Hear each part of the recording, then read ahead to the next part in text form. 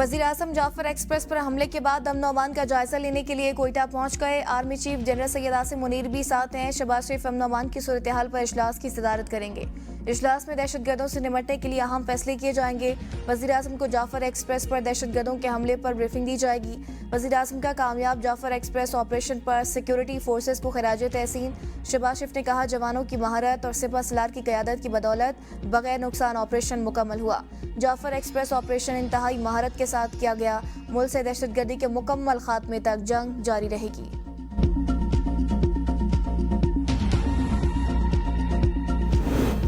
Jafar express के मामले पर पीटीआई प्रोपेगेंडा इंतहाई शर्मनाक है। जिस तरह अफवाज ने दहशतगर्दों से निपटा वो दहशतगर्दी की जंग में संग मील है।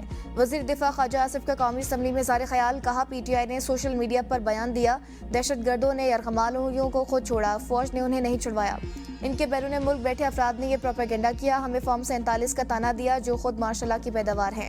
पीटीआई की 4 साल हुकूमत रही। यहाँ जनरल बाजवा और फैज हमीद ब्रीफिंग दे रहे थे कि दहशतगर्दों को बसाना अच्छा है। इन भगोड़ों के नाम क्यों लूं जो मुल्क में बैठकर अपना दिफा नहीं कर सकते। ऐसे लोग बात करते हैं जो मार्शल्लाहों की पैदावार हैं। एक मार्शल्लाह से ताल्लुक रखा, उसकी माफ़ी मांगी, कोई शर्म होती है, कोई हया होती है। ऐसा ना करें।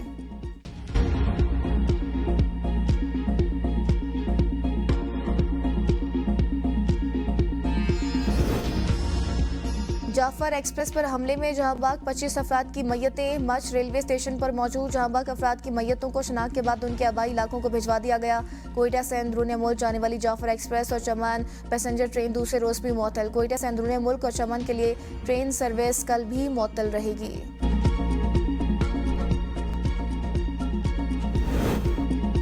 जाफर एक्सप्रेस पर हमले की तमाम दहशतगर्द जहन्नम वासिल मगवी मुसाफिर बाजियाब। ऑपरेशन से पहले 21 मुसाफिरों को शहीद किया गया। ट्रेन में 440 अफराद सवार थे। दहशतगर्दों ने ट्रैक को धमाके से उड़ाकर ट्रेन रोकी और यरगमाल बना लिया। रेस्क्यू ऑपरेशन में आर्मी, एयरफोर्स, FC लेवेस और SSG ने हिस्सा लिया। दहशतगर्द अफगानिस्तान में अपने हैंडलर से राबते में थे। एक चेक पोस्ट पर मौजूद 3 FC जवान और एक जवान ऑपरेशन में शहीद हो गया। तर्जुमान पाक फौज कहते हैं कि वाक़े के चंद मिनटों बाद भारतीय मीडिया पर प्रोपेगेंडा शुरू कर दिया गया। जाली तस्वीर और फुटेज इस्तेमाल की गई। कलभूषण के वाक़े से बलूचिस्तान में भारत के किरदार का सबको पता लग गया था और अब फिर दुनिया ने देखा कैसे आका ने अपने गुलामों को इस्तेमाल किया है। हमारे इंजन के नीचे मैंने इमरजेंसी लगाई है, गाड़ी खड़ी हो। चंद लम्हे बाद जो है वो पहाड़ से जो है येले वाले कहा जाता है, ये आए तो गोली शीशे से गुजर के आई जो कि अंदर नहीं गई, छू के जो गुजर गई। पाक फौज की अच्छी कार्रवाई की वजह से SSG कमांडोज की, जिन्होंने बर वक्त पहुँच के जो है ऑपरेशन किया और अल्हम्दुलिल्लाह बिल्कुल सक्सेसफुल ऑपरेशन था। जाफर एक्सप्रेस के ड्राइवर अमजद यासीन ने कहा कि धमाके की आवाज़ के साथ ही ट्रेन ट्रैक से उतर गई। इमरजेंसी ब्रेक लगाई, फिर पहाड़ों से फायरिंग शुरू कर दी गई। एक गोली खिड़की का शीशा तोड़ते हुए मुझे छूकर गुजर गई। पाक फौज शुक्रगुजार है जिन्होंने हमें रेस्क्यू किया है।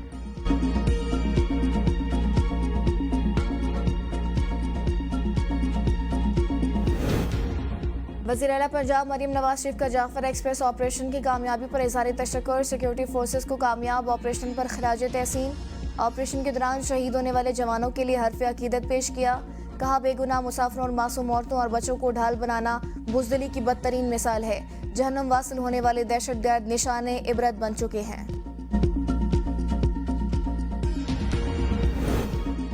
अमेरिका में सिख फॉर जस्टिस के रहनुमा गुरुपतवंत सिंह पन्नू ने कहा कि जाफर एक्सप्रेस पर हमले में रॉ मुलविस आलमी इदारे भारतीय कौमी सलामती के मुशीर अजीत डोवल और रॉ के खिलाफ कार्रवाई करें। भारत का एहतसाब ना किया गया तो इनका अगला हमला और भी ज्यादा मासूम जाने लेगा। पाकिस्तान के खिलाफ भारत खुफिया जंगी हिकमत अमली के ब्लूप्रिंट पर अमल कर रहा है। मोदी का भारत से इलाकाई खतरा नहीं, ये एक मुकम्मल दहशतगर्द हुकूमत है। 1 जुलाई 2025 से ज़रई टैक्स का निफाज। IMF को ज़रई टैक्स की वसूली के तरीक़ेकार पर तशवीश। सूबे IMF को मुतमईन ना कर सके। ज़राए का कहना है IMF जायजा मिशन के 2 दिन सूबों के साथ इनफरादी तौर पर मुज़ाकरात जारी है। GST के लिए मनफी और मुस्बत फहरिस्तों का तबादला ना करना भी IMF के लिए बाइस तशवीश। ज़रई टैक्स $7 अरब के कर्ज प्रोग्राम के अहदाफ में मरकजी हदफ है। IMF को पंजाब में टैक्स की शरह को ज़रई टैक्स के कानून से अलग करने पर एतराज़। सिंध ने IMF मिशन को ज़रई टैक्स वसूली के लिए तैयारी ना होने से आगाह किया। बलूचिस्तान ने IMF को बताया कि काबिल टैक्स ज़रई आमदनी ना होने के बराबर है।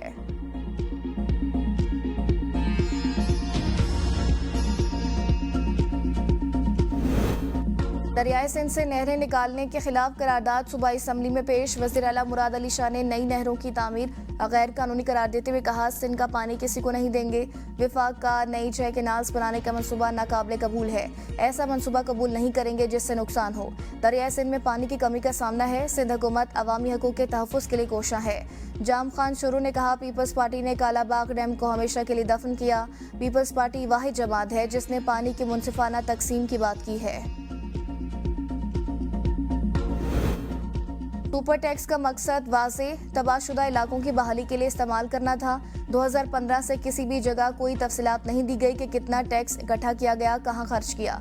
वकील मखदूम अली खान के सुप्रीम कोर्ट में सुपर टैक्स केस की समाअत के दौरान रिमार्क्स। इस केस में सुप्रीम कोर्ट के फैसले पर अमल दरामद नहीं किया गया।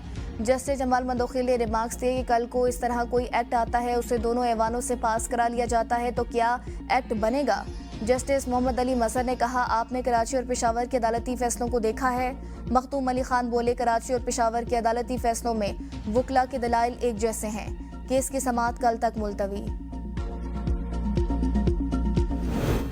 बानी पीटीआई ने इस्लामाबाद हाई कोर्ट में जजेस का तबादला सुप्रीम कोर्ट में चैलेंज कर दिया। जजेस के तबादले का नोटिफिकेशन कलअदम करार देने की सदा।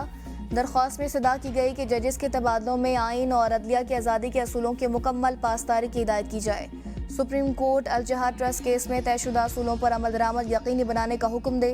दरख्वास्त में वफाकी हुकूमत, लाहौर, इस्लामाबाद, सिंध और बलूचिस्तान हाई कोर्ट्स के रजिस्ट्रार्स को फरीक बनाया गया है। चेरी अली मोहम्मद को गैर कानूनी हिरासत में रखने के खिलाफ केस की समाअत IG इस्लामाबाद हाई कोर्ट में पेश। बयान में कहा कि SHO और SP को क्लोज कर दिया है। हकाइक के लिए GIT बनाई, मुलविस किसी अफसर को नहीं छोड़ा जाएगा। महकमा इंक्वायरी भी की जा रही है। एंटी करप्शन से मुतालिक मामला FIA को भिजवा दिया गया है। जस्टिस मोहसिन अख्तर कियानी ने इस्तफसार किया कि तफ्तीश के लिए कितना वक्त चाहिए। अदालत ने IG इस्लामाबाद को जाने की इजाज़त दे दी। वक्फे के बाद अदालत ने दरख्वास्त निपटा दी।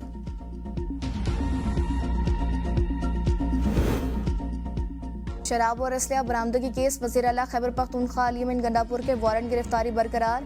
केस की समाअत इस्लामाबाद के जुडिशल मजिस्ट्रेट ने की। वारंट गिरफ्तारी के हवाले से पुलिस रिपोर्ट आज भी जमा ना कराई जा सकी। अदालत ने केस की समाअत 7 अप्रैल तक मुलतवी कर दी। अली अमीन गंडापुर के खिलाफ ताना बारा कऊ में मुकदमा दर्ज है। सोशल मीडिया पर प्रोपेगेंडा। अलीमा खान को गैर हाजिरी पर GIT ने कल दोबारा तलब कर लिया। इससे कबल 12 मार्च को तलबी पर अलीमा खान GIT के सामने पेश नहीं हुई। मुस्तफ़ा आमिर अगवा और कत्ल केस में अहम पेशरफ। मुलजिम अरमगान का पुलिस को दिए गए बयान और तहकीकाती रिपोर्ट को प्रोसिक्यूशन फाइल का हिस्सा बना दिया गया। मुलजिम ने मुस्तफ़ा आमिर के कत्ल का एतराफ़ कर लिया।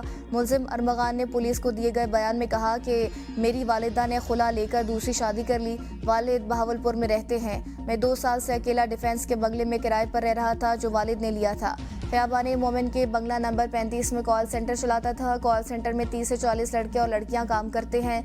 मैंने कनाडा से वीड मुनशियात मंगवाई थी और ख़ुद एयरपोर्ट लेने गया था। मेरी माहाना आमदन करोड़ों रुपए थी। कुछ दोस्त कारोबार के पीछे पड़ गए तो कारोबार बंद कर दिया। शिराज बचपन का दोस्त है। तहकीकाती रिपोर्ट में ये बात सामने आई कि 6 जनवरी की रात 9 बजे मुस्तफ़ा अरमगान के बंगले पर आया। मुस्तफ़ा से झगड़ा होने से उसे भी अरमगान ने लोहे के रॉड से मारा। तशद्दुद के दौरान अरमगान और शिराज ने मुस्तफ़ा के कपड़े भी उतारे। इस्लामाबाद हाई कोर्ट का बड़ा फैसला। अवामी मकामात पर सिगरेट नोशी से मुतालिक अदालती फैसले पर अमल दरामद और इसके लिए तरीक़ेकार तय करने की दरख्वास्त पर हुक्मनामा जारी।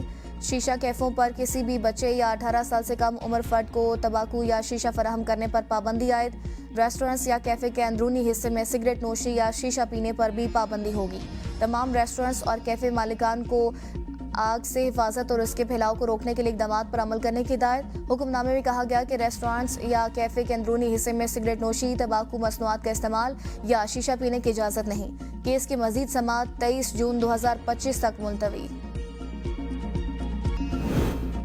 साल का पहला मुकम्मल चांद ग्रहण कल होगा। महकमे मौसमियात के मुताबिक 3 साल बाद पहला मुकम्मल चांद ग्रहण होगा।